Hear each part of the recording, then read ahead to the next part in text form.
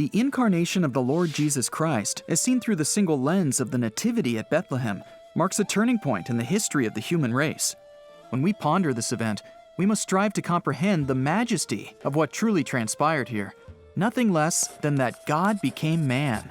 Furthermore, in the moment of the Nativity, God became not a human in the full splendor of adult maturity, but rather something far humbler, and thus something far more astonishing, just a mere little babe. In this regard, the wisdom of the Church Fathers helps us to reflect on the glorious profundity of what transpired in Bethlehem on that most sacred night of the Lord's birth. A dramatic ontological chasm exists between the divine and the human, separating God from man. In this regard, the theology of the Church Fathers makes certain assumptions about God on the one hand, and about human beings on the other. To them, God is, by definition, the supreme first principle of the universe. God thus has certain qualities. First, He is eternal, meaning that God has always existed forever unto ages of ages before the world's beginning. For if something were older than God, then God would be junior to it, and on account of this other thing's priority of antiquity, its existing first, this something would have a claim to be God over Him. Second, God is omnipotent, meaning that He is all-powerful and almighty. For if something were more powerful than God, then this something would be supreme over Him, and so would be God instead. Third, God is omniscient. For if God is all-powerful, then He must be all-knowing too. Fourth, God is immaterial, meaning that God is neither constituted by physical matter nor subject to its constraints, for God is beyond the material world, and if, to the contrary, He were contained within it, then the thing containing Him would be greater than Him, and thus would be God itself. Fifth, God is immutable, meaning that God is always the same, always consistent, and so never changes. For God is perfect, and what is supremely perfect does not change, since such change in God would entail deterioration from a state of perfection to a new altered state of imperfection in relation to what came before. Finally, God is impassible, meaning that God does not suffer and is never subject to domination by external forces. For if something were to dominate God, then this mightier thing would be greater than Him, and thus would be God itself. The Trisagion, one of the great hymns of the ancient church, suggests all these ideas in a few short yet profound lines. Holy God, holy mighty, holy immortal, have mercy on us. In fact, some of the Church Fathers even argued that human words cannot even be used to describe God, because God is so different from humans. Such epitomizes the lofty conception of God in Christian tradition. As we reflect on the Nativity, we must keep it in mind. Because if all these qualities are essential attributes of God, surely they are not natural qualities of man. After all, human beings are neither eternal, nor are they omnipotent, nor omniscient, nor immaterial, nor immutable, nor impassible. Hence the great gulf, the infinite, immeasurable gap, which divides God from humanity. And if these divine qualities do not pertain to a mature human being in the peak of his mental and physical fitness, how much more so do they fail to pertain to a newborn child? Yet God Himself was just such a babe at the hour of His nativity in Bethlehem. Hence the deep paradox, the sublime mystery, the grand solemnity of the Lord's incarnation, epitomized in the moment of His birth on that most sacred night so long ago. The Church Fathers help us to appreciate the paradox of the Nativity, for they call attention to the disparity between God's natural divine attributes on the one hand, and, on the other hand, those human attributes He assumed as the incarnate babe held in Mary's arms on that first Christmas night. How was that baby eternal? For He had been born into life from Mary mere hours before. How was that baby almighty? For He was dependent on the care of His mother for all things, and when Herod's lieutenants came to persecute Him, that vulnerable child, the Lord of angelic hosts, fled before mere human hunters. How was that baby all-knowing? For He was a newborn child incapable even of the simplest speech. How was that baby immaterial? For His mother held His little body to her bosom. so containing the uncontainable in her arms, while feeding his tiny mouth with her milk, so that his solid flesh might grow. How was that baby impassible?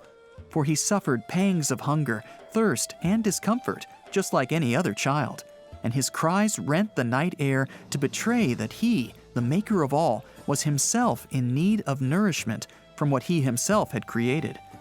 Alluding to the mystery of it all, Ephraim exclaims, "Today a child was born, and he was called Wonder, for it is a wonder that God reveals himself as an infant."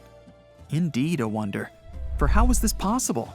How was this little child the eternal, omnipotent, omniscient, immaterial, immutable, impassible Lord of the universe? The Church Fathers answer this question by reminding us of this child's identity.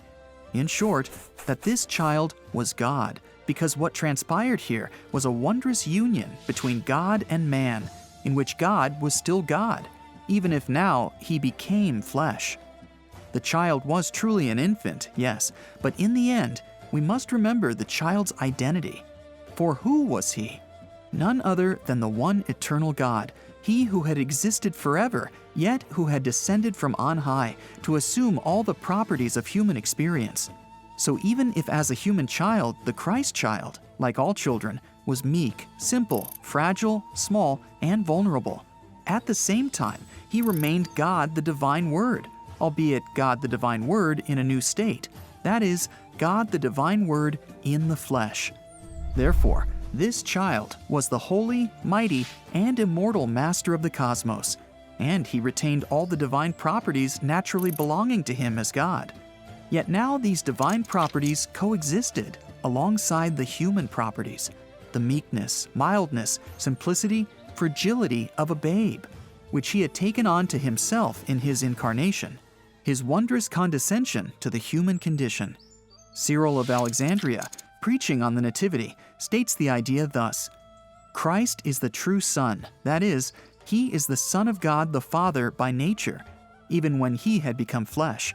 For he continued, as I have said, to be that which he had ever been, though he took upon him that which he had not been.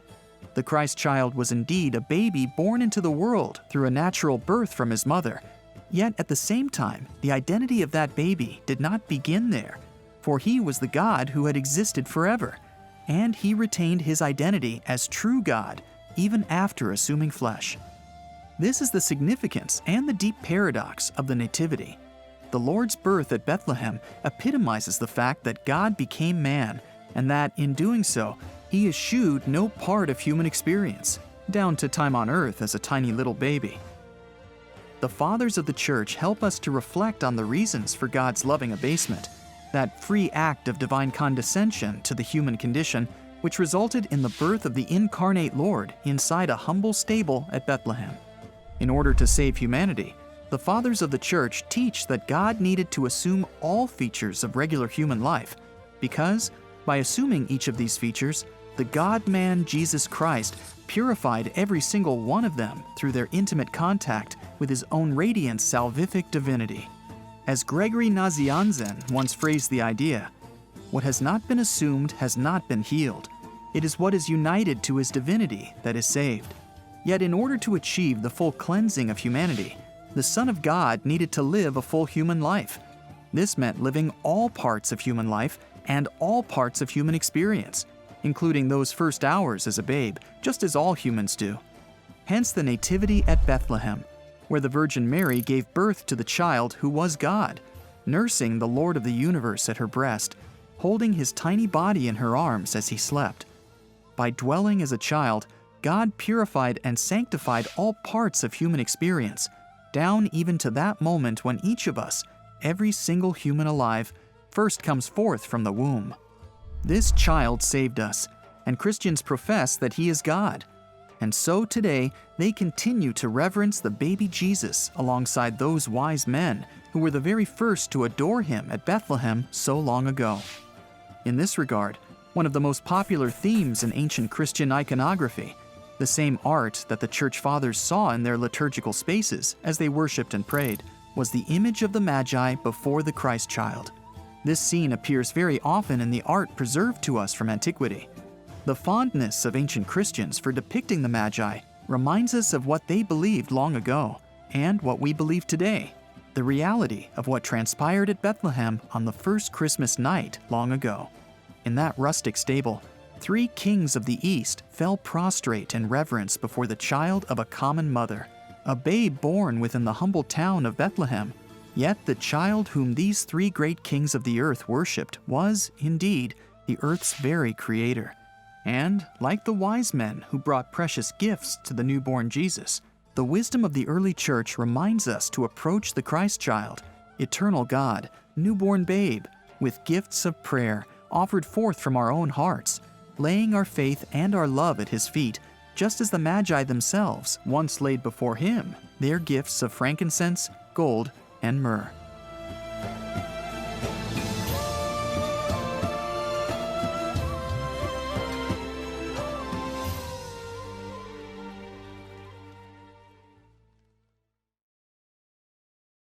Thank you for watching this video.